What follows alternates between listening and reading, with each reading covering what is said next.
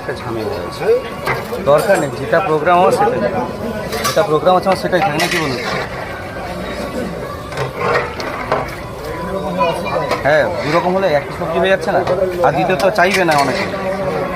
দেখা যাবে 2 কেজি হয়তো 500 গ্রাম চালের ভাত গেল, বাকিটা পড়েই থাকলো, দরকার নেই।